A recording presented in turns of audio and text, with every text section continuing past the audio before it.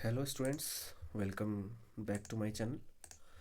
अपनी क्वेश्चंस वाली सीरीज़ हम जो कर रहे थे उसी को आगे बढ़ाते हुए ये हमारा दूसरा वीडियो है। अगर आपने इससे पहले वाला वीडियो नहीं देखा तो प्लेलिस्ट में जाके आप पहले वाला वीडियो देख लीजिएगा। वैसे अगर आप इस वीडियो से भी शुरू करते हैं तो भी कोई दिक्कत नहीं है। तो चलिए, पहला क्वेश्चन है हमारे पास, write two main functions of carbohydrates in plants. तो प्लांट्स में बेसिकली आपको बताना है कौन कौन से कार्बोहाइड्रेट्स पाए जाते हैं। तो प्लांट्स में अगर मैं दो कार्बोहाइड्रेट बताऊं आपको, तो पहला जो कार्बोहाइड्रेट प्लांट में पाया जाता है जो कि एक पॉलीसेकेराइड होता है, ठीक है, वो होता है हमारा सेलुलोज। जो सेल वॉल होती है प्लांट सेल में वो सेलुलोज की बनी होती है।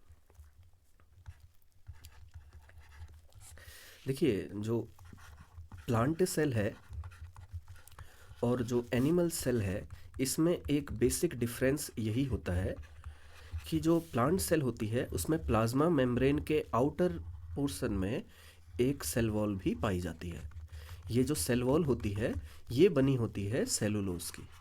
सेलुलोज जो कि एक एक प्रकार का आपका पॉलीसेकेराइड है, और वो पॉलीसेकेराइड क्या होते हैं? वो पॉलीसेकेराइड आपके कार्बोहाइड्रेट से ही होते हैं। एनिमल सेल में केवल प्लाज्मा मेम्ब्रेन पाई जाती है, प्लाज्मा मेम्ब्रेन के बाहर कोई भी लेयर नहीं पाई जाती, ठीक है। तो सबसे पहला मेन फंक्शन कार्बोहाइड्रेट का प्लांट में यही हो गया कि प्लांट की जो सेल वॉल होती है वो सेलुलोज की बनी होती है जो कि एक पॉलीसेकेराइड है। दूसरा आप इसमें बता सकते हैं स्टार्च के बारे में। स्टार्च क्या होता है? स्टार्च फूड जो होता है वो जिस रूप में स्टोर्ड रहता है, फूड जिस रूप में प्लांट्स में स्टोर्ड रहता है उसे कहा जाता है स्टार्च। वो हमारा क्या होता है? स्टार्च होता है, ठीक है। तो आप ये दो एग्जाम्पल दे सकते हैं और आगे बढ़ते हैं अगले क्वेश्चन में। Classify the following into monosaccharide and disaccharide. तो यहाँ पर आप देखिए, राइबोज जो है ये आपका मोनोसेकेराइड है, 2 डीऑक्सी ये भी आपका मोनोसेकेराइड है, माल्टोज ये आपका डाइसेकेराइड है, गैलेक्टोज ये भी आपका मोनोसेकेराइड है, फ्रक्टोज ये भी आपका मोनोसेकेराइड है, और लैक्टोज जो है ये आपका डाइसेकेराइड है। लैक्टोज के बारे में मैंने इससे पहले वाले वीडियो में भी बात करी है कि लैक्टोज का जब आप हाइड्रोलिसिस करते हो, क्वेश्चन उसमें यह था कि लैक्टोज का जब आप हाइड्रोलिसिस करते हो तो क्या बनता है? तो उसमें क्या बनता है? ग्लूकोज और गैलेक्टोज बनता है, ग्लूकोज बनता है और दूसरा गैलेक्टोज बनता है, ठीक है। तो इसको आप याद रखना, एनसीईआरटी का क्वेश्चन है तो एग्जाम में आने की संभावना है। आगे बढ़ते हैं। What do you understand by the term glycosidic linkage? Glycosidic linkage क्या होता है? देखिए, जो मोनोसेकेराइड्स होते हैं, मोनोसेकेराइड क्या होते हैं? मोनोसेकेराइड, ये जो सेकेराइड वर्ड है इसका मतलब ही होता है सुगर, ठीक है। ये जो सेकेराइड वर्ड है इसका मतलब ही क्या होता है? इसका मतलब ही होता है सुगर, यानी कि कार्बोहाइड्रेट। सेकेराइड वर्ड का ही मतलब क्या होता है? कार्बोहाइड्रेट ही है। सेकेराइड का मतलब ही क्या है? शुगर से है, या शुगर कहो या फिर आप कहो कार्बोहाइड्रेट से है। तो सेकेराइड, मोनोसेकेराइड का मतलब, मोनो का मतलब हो गया वन, ठीक है, और सेकेराइड, सेकेराइड का मतलब शुगर, वन शुगर मतलब, यानी कि जिसका आप हाइड्रोलिसिस करोगे और फर्दर कार्बोहाइड्रेट उसमें फॉर्म नहीं होगा उसे कहा जाता है मोनोसेकेराइड। डाइसेकेराइड का मतलब, डाई का मतलब हो गया टू, ठीक है, सेकेराइड का मतलब शुगर, यानी कि जो दो शुगर से मिलकर बना हुआ है, ठीक है। आप इसका हाइड्रोलिसिस करोगे तो आपको दो शुगर मिलेंगी, दो मोनोसेकेराइड देखने को मिलेंगे, उसे कहा जाता है डाइसेकेराइड। तो ये जो दो शुगर है ये जिस बॉन्ड के थ्रू जुड़ी रहती है, ऑक्सीजन होता है उसमें अटैच्ड, ठीक है, यहाँ पर ऑक्सीजन होता है, उस बॉन्ड को कहा जाता है ग्लाइकोसिडिक लिंकेज, उस बॉन्ड को कहा जाता है ग्लाइकोसिडिक लिंकेज, ठीक है। और अगर आप इसको बहुत अच्छे तरीके से समझाना चाहते हो तो आप एक एग्जांपल लिख सकते हो, आप एक एग्जांपल लिख सकते हो माल्टोज का। माल्टोज में क्या होता है? दोनों अल्फा डी ग्लूकोज होते हैं। अल्फा डी ग्लूकोज आपने याद रखना है, अल्फा डी ग्लूकोज का साइक्लिक स्ट्रक्चर कैसा होता है, ठीक है।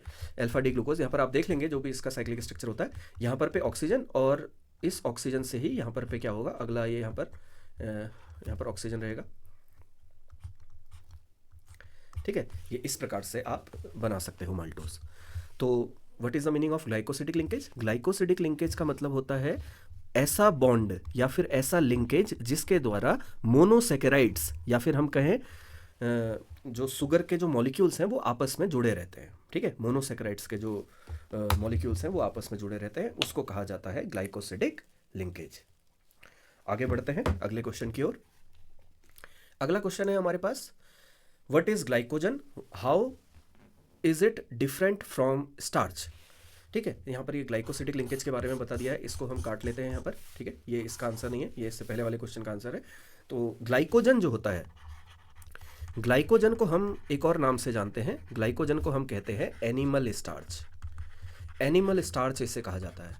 तो स्टार्च क्या होता है ये तो हम जानते हैं, स्टार्च वो होता है जिस रूप में प्लांट्स में जो फूड है वो स्टोर्ड रहता है, उसे हम स्टार्च कहते हैं, ठीक है। तो एनिमल स्टार्च क्या है कि फूड एट लास्ट जो हमारा बनाएगा, जिस रूप में स्टोर्ड रहेगा हमारी बॉडी में, एनिमल्स में, उसे कहा जाता है ग्लाइकोजन, उसे कहा जाता है ग्लाइकोजन, ठीक है, उसे क्या कहा जाता है, ग्लाइकोजन कहा जाता है।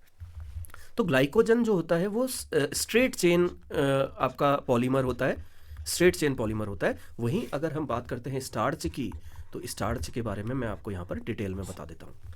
स्टार्च के दो कंपोनेंट होते हैं, एक होता है एमाइलोज और दूसरा होता है एमाइलोपेक्टिन।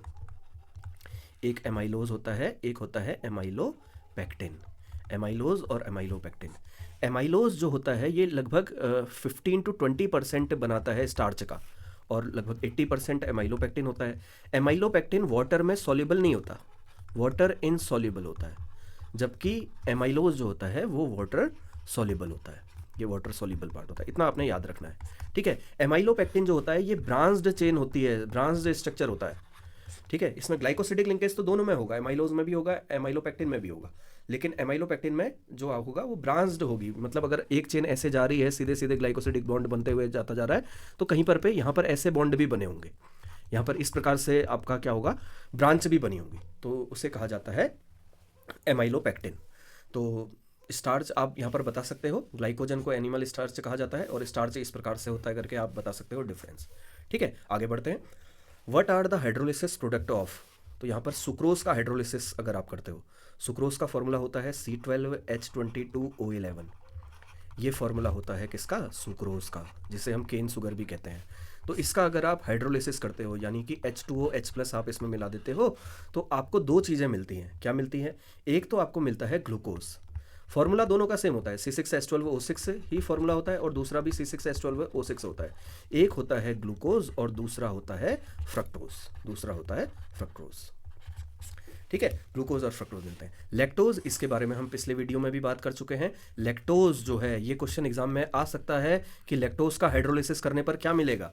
तो लैक्टोज का हाइड्रोलिसिस करने पर एक तो ग्लूकोज मिलता है और दूसरा मिलता है गैलेक्टोज, ग्लूकोज और गैलेक्टोज मिलता है, ध्यान रखना इसका, ठीक है। आगे बढ़ते हैं, what is the basic structural difference between starch and cellulose. तो ये तो अभी हमने जस्ट डिस्कस किया, सेलुलोज और स्टार्च में क्या डिफरेंस है। तो सेलुलोज जो होता है, देखिए अभी हमने उससे पहले ग्लाइकोजन में डिस्कशन किया था, स्टार्च तो अब हम समझ गए हैं। स्टार्च क्या होता है, एक ब्रांच चेन पॉलीमर होता है, ठीक है, ब्रांच चेन पॉलीमर होता है यहाँ पर, और इसमें क्या होता है, इसमें चेन बनी रहती है, C1C4 ग्लाइकोसिडिक लिंकेज होती है, और ब्रांचिंग जो होती है उसमें, ब्रांच में जो चेन होती है, ब्रांचिंग में जो ग्लाइकोसिडिक बॉन्ड होता है वो C1C6 में होता है, ठीक है, यानी कि कार्बन नंबर 1 और कार्बन नंबर 6 में। देखिए क्या कहना चाह रहा हूँ मैं, जैसे अगर मेरे पास ये ऐसा कोई कार्बोहाइड्रेट है, ठीक है, तो ये फर्स्ट कार्बन है इसका, ठीक है। तो इसी प्रकार से अगला अगर मेरे पास मॉलिक्यूल होगा तो उसका ये first carbon, second carbon, third carbon, fourth carbon, C1 और C4 के बीच में क्या होगा, ग्लाइकोसिडिक बॉन्ड होगा, और दूसरा उसमें ब्रांचिंग भी पाई जाएगी C1 वाले में और दूसरे के C6 वाले में, यहाँ पर पे क्या होगा, ग्लाइकोसिडिक बॉन्ड बना होगा, ठीक है। आशा करता हूँ आप इसको समझ पाए होंगे, C1 और C6 में कैसे ब्रांचिंग हो रही है, इसको आप देख सकते हैं बुक में, ठीक है। और सेलुलोज जो होता है वो आपका एक पॉलीसेकेराइड है जो कि बीटा डी ग्लूकोज यूनिट से जुड़ा रहता है C1C4 में, ध्यान रखना, बीटा डी ग्लूकोज का पॉलीमर होता है सेलुलोज, ठीक है। सेलुलोज किसका पॉलीमर है, बीटा डी ग्लूकोज का, और कौन सा बॉन्ड उसमें पाया जा रहा है, C1C4 ग्लाइकोसिडिक लिंकेज, ठीक है, C1C4 ग्लाइकोसिडिक लिंकेज इसमें पाया जाता है। आगे बढ़ते हैं अगले क्वेश्चन की ओर, what happens when D glucose is treated with following reagent. तो मैं एक बार डी ग्लूकोज बनाता हूँ, यहाँ पर डी ग्लूकोज अगर मैं बनाता हूँ तो आप देखिए ऐसे बनाएंगे, CHO लिखेंगे सबसे पहले आप, एल्डिहाइड है, एल्डिहाइड ग्रुप है, और उसके बाद CHOH होल 4 होगा, और उसके बाद यहाँ पर होगा CH2OH। अगर आप इसको ट्रीट करवाते हो HI के साथ, तो HI के साथ जब हम इसको ट्रीट करवाते हैं तो हमें N-हेक्सेन मिलता है। क्या मिलता है? N-हेक्सेन मिलता है, जो बताता है कि इसमें 6 कार्बन है। तो ये रहा हमारे पास हेक्सेन। ऐसे आप बनाएंगे CH3 CH2 CH2 CH2 CH2 CH3, ठीक है, N-हेक्सेन आपको मिलेगा। दूसरा, अगर आप क्या करते हो, ये रहा हमारे पास ग्लूकोज। ग्लूकोज को ऐसे आपने लिखना है। इसको अगर आप ब्रोमीन वाटर के साथ ट्रीट करवाते हो, ब्रोमीन वाटर क्या है? एक ऑक्सीडाइजिंग एजेंट है। ब्रोमीन वाटर क्या है? ऑक्सीडाइजिंग एजेंट है। तो ये क्या करेगा? ऑक्सीडाइज करेगा। ये क्या करेगा? ऑक्सीडाइज करेगा। किसको ऑक्सीडाइज करेगा? ये CHO ग्रुप को ऑक्सीडाइज कर देता है COOH में, ठीक है। बाकी ऐसा ही रहेगा जैसा है, यानी कि CHOH होल 4 ही रहेगा और CH2OH ऐसा ही रहेगा, ठीक है। तो ऐसा हमारे पास बन जाता है। इसको कहा जाता है ग्लूकोनिक एसिड। इसको कहा जाता है ग्लूकोनिक एसिड कहा जाता है, ठीक है। तो ये ब्रोमीन वाटर से ये बनेगा। और अगर मैं HNO3 से ट्रीट करवाता हूँ, यहाँ पर पे बना देता हूँ, तो ये रहा मेरे पास CHOH होल 4, और इसको मैं ट्रीट करवाता हूँ HNO3 के साथ। तो HNO3 नाइट्रिक एसिड है, ये भी आपका ऑक्सीडाइजिंग एजेंट है, और ये आपका स्ट्रॉन्ग ऑक्सीडाइजिंग एजेंट है। स्ट्रॉन्ग ऑक्सीडाइजिंग एजेंट है HNO3। तो स्ट्रॉन्ग ऑक्सीडाइजिंग एजेंट क्या करता है कि फर्स्ट कार्बन और जो 6th कार्बन है, इन दोनों को COOH में कन्वर्ट कर देता है। यानी कि यहाँ पर पे भी COH हो जाएगा और CHOH होल 4 ऐसा ही रहेगा, और यहाँ पर पे भी क्या हो जाएगा? COH।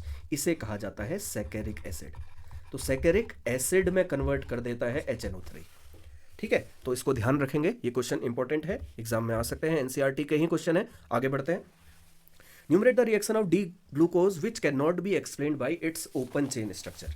तो आप इसको पढ़ लेंगे जो यहाँ पर पे लिखा है, ठीक है। मैं आपको शॉर्ट में बता देता हूँ कि कौन कौन से ऐसे रिएक्शंस हैं, या कौन कौन से ऐसे रिएक्शंस हैं जो आपकी एक्सप्लेन नहीं करी जा सकती ग्लूकोन के ओपन चेन स्ट्रक्चर से। तो ग्लूकोज का जब हम ओपन चेन स्ट्रक्चर देखते हैं, तो आप जानते हो ग्लूकोज का ओपन चेन स्ट्रक्चर कुछ ऐसा होता है। यहाँ पर पे CH2OH होता है, ठीक है। यहाँ पर OH H H OH OH H OH H, ये ओपन चेन स्ट्रक्चर है। तो यहाँ पर आपको फ्री CHO ग्रुप दिखाई दे रहा है, फ्री एल्डिहाइडिक ग्रुप दिखाई दे रहा है। तो ये जो एल्डिहाइडिक ग्रुप है, ये जो भी रिएक्शन शो करता है, जैसे कि ये सिर्फ रिएजेंट से रिएक्ट कर देता है। तो हमें पता चला कि जब मैं ग्लूकोज को सिर्फ रिएजेंट से ट्रीट करवाता हूँ तो वहाँ पर रिएक्शन ही नहीं हुई। तो इससे मुझे लगा कि CHO ग्रुप इसमें फ्री नहीं होता होगा और साइक्लिक फॉर्म पाई जाती होगी। इसी के साथ साथ इसमें 2,4-DNP टेस्ट भी नहीं देता है ग्लूकोज, जो कि एल्डिहाइडिक कंपाउंड देते हैं, और ये NaHSO3 के साथ भी रिएक्ट नहीं करता है, ठीक है। और दूसरा आप एग्जाम्पल देंगे, दूसरा आप इसका जो रिएक्शन देंगे वो देंगे कि ग्लूकोज का जो पेंटा एसिटेट है, ग्लूकोज का जो पेंटा एसिटेट है, ग्लूकोज का पेंटा एसिटेट कैसे बनता है? ग्लूकोज का पेंटा एसिटेट बनता है जब आप, इसके बारे में भी हम इससे पहले वाले वीडियो में बात कर चुके हैं, जब आप ग्लूकोज को एसिटिक एनहाइड्राइड के साथ रिएक्ट करवाते हो, एसिटिक एनहाइड्राइड के साथ जब आप ट्रीट करवाते हो ग्लूकोज को, तो एसिटिक एनहाइड्राइड के साथ ट्रीट करवाने पर आपको क्या मिलता है? ग्लूकोज पेंटा एसिटेट मिलता है। ग्लूकोज पेंटा एसिटेट मिलता है। ये ग्लूकोज पेंटा एसिटेट हाइड्रोक्सिल एमीन के साथ रिएक्ट नहीं करता, NH2OH के साथ रिएक्ट नहीं करता, जो भी कंफर्म करता है कि ग्लूकोज साइक्लिक फॉर्म में पाया जाता है, ना कि ओपन चेन स्ट्रक्चर में पाया जाता है। और थर्ड फॉर्म है कि एनोमर होते हैं ग्लूकोज के, अल्फा डी और बीटा डी। अल्फा डी और बीटा डी आप तभी बना सकते हो जब आपके पास कौन सा स्ट्रक्चर हो? साइक्लिक स्ट्रक्चर हो, नहीं तो आप ग्लूकोज के एनोमर नहीं बना सकते, साइक्लिक स्ट्रक्चर ही बता सकते हैं ये, ठीक है। बाकी यहाँ पर पे समझाया गया है, इसे आप पढ़ लेंगे। तो ये 3 आप याद रखेंगे, ठीक है। आगे बढ़ते हैं। What are essential and non essential amino acids? Amino acids क्या होते हैं? एमिनो एसिड्स तो हम जानते हैं कि प्रोटीन जिनसे बनी होती है, प्रोटीन का मॉलिक्यूल जिससे बना होता है उसे कहते हैं एमिनो एसिड। प्रोटीन का मॉलिक्यूल जिससे बना होता है उसे कहते हैं एमिनो एसिड। और एमिनो एसिड 2 प्रकार के होते हैं। एक जो हमारी बॉडी सिंथेसाइज कर लेती है, synthesized by body, by our body, जो हमारी बॉडी सिंथेसाइज कर लेती है उन्हें कहा जाता है नॉन इसेंशियल, उन्हें कहा जाता है नॉन इसेंशियल। लेकिन जो हमें बाहर से चाहिए होते हैं, जो can not be synthesized by, can not be synthesized by by our body, जो हमारी बॉडी के द्वारा नहीं बनाए जा सकते, जो can not be synthesise by our body, उन्हें हम कहते हैं इसेंशियल। जो बहुत जरूरी है बाहर से लेना, उन्हें हम कहते हैं इसेंशियल एमिनो एसिड। और इसेंशियल एमिनो एसिड्स के एग्जाम्पल हैं हमारे पास, देखिए essential amino acids are those which are produced by our, non essential है, sorry non essential amino acid है। नॉन एसेंशियल के एग्जाम्पल हैं ग्लूसीन और एलेनाइन, जबकि इसेंशियल के आप याद रखेंगे वेलाइन, ल्यूसीन, आइसोल्यूसीन, ठीक है, ल्यूसीन भी आपका एक एग्जांपल है, आइसोल्यूसीन भी इसका एग्जांपल है, आइसोल्यूसीन, ठीक है, ये भी इसका एग्जांपल है एसेंशियल एमिनो एसिड का, याद, ठीक है। अब हमारे पास अगला क्वेश्चन है, define the following as related to protein. तो प्रोटीन सबसे पहला जो हमें बताना है वो बताना है पेप्टाइड लिंकेज, हमें बताना है पेप्टाइड लिंकेज के बारे में। तो पेप्टाइड लिंकेज कहा जाए या फिर इसे पेप्टाइड बॉन्ड कहा जाए, क्या होता है पेप्टाइड बॉन्ड? देखिए हम जानते हैं कि प्रोटीन जो है वो पॉलीमर है। प्रोटीन क्या है? पॉलीमर है। पॉलीमर का मतलब क्या होता है? जिसमें एक रिपीटेड यूनिट होती है, रिपीटिंग यूनिट होती है, ठीक है। ये रिपीटिंग यूनिट अगर एमिनो एसिड है तो वो प्रोटीन बनाता है। क्या बनाता है? प्रोटीन बनाता है। और ये जो रिपीटिंग यूनिट है ये किसके थ्रू जुड़ी है, कौन से बॉन्ड के थ्रू जुड़ी है? तो इसे कहा जाता है पेप्टाइड बॉन्ड, इसी को कहा जाता है पेप्टाइड बॉन्ड। आशा करता हूं आपके ये समझ में आया होगा पेप्टाइड बॉन्ड क्या है। और अगर पेप्टाइड बॉन्ड को बनाना, अगर दिखाना है तो कैसे दिखाएंगे? तो ये रहा CH2 है हमारे पास, यहाँ पर पे NH2 लगा हुआ है और यहाँ पर COH है, तो ये एक एमिनो एसिड है। इसी प्रकार से एक एमिनो एसिड और बना देता हूं मैं, यहाँ पर C डबल बॉन्ड OH और यहाँ पर पे मैंने जोड़ दिया CH2NH2, ठीक है। तो ये दो हमारे पास क्या है? एमिनो एसिड है। तो होता क्या है कि यहाँ से OH आउट होता है, OH नेगेटिव, और यहाँ से H पॉजिटिव आउट होता है, यहाँ से एक H आउट हो जाएगा। तो क्या बनेगा? ये COH ऐसा ही रहेगा, CH2 ऐसा ही रहेगा, और यहाँ पर NH बचेगा, और यहाँ पर C बचेगा, डबल बॉन्ड O बचेगा, और CH2NH2 बचेगा।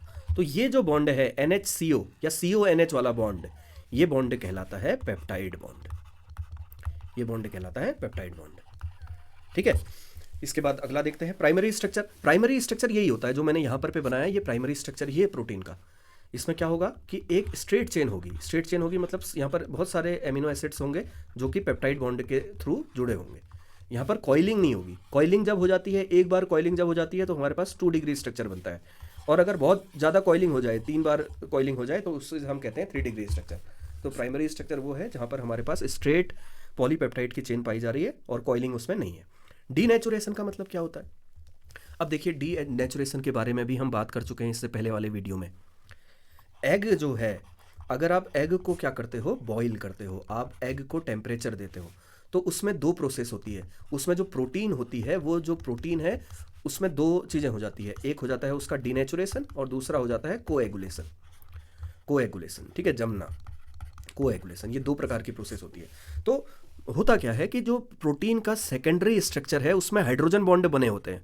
वो हाइड्रोजन बॉन्ड टेम्परेचर देने से या pH बदल देने से या उसमें अल्कोहल मिला देने से वो हाइड्रोजन बॉन्ड ब्रेक हो जाते हैं, जिससे उस प्रोटीन का जो नेचर है वो डिफरेंट हो जाता है, उसमें कुछ चेंजेस आ जाते हैं। इसी को कहा जाता है डीनेचुरेशन ऑफ प्रोटीन। इससे पहले हमने एक क्वेश्चन किया था कि जो वाटर होता है एग में, वो बॉईल करने पर कहाँ चला जाता है? तो वो इन 2 प्रोसेस में यूज हो जाता है, डीनेचुरेशन और कोएगुलेशन में, ठीक है। डीनेचुरेशन के बारे में आप यहाँ पर से पढ़ सकते हैं। Denaturation of protein is breaking और destruction of hydrogen bond present in the secondary and tertiary structure, several factors such as heat, alcohol, heavy metals, ठीक है, ये यूज हो सकते हैं इसके लिए। The most common observation in the denaturation process is precipitation of coagulation of protein, ठीक है। तो ये हमने कुछ क्वेश्चंस किए। अब अगले वीडियो में हम और कुछ क्वेश्चंस करेंगे। बने रहिएगा मेरे साथ, कमेंट कीजिए आपको किस टॉपिक पे वीडियो चाहिए, मैं उसी टॉपिक पे आपको वीडियो प्रोवाइड करूंगा, ठीक है।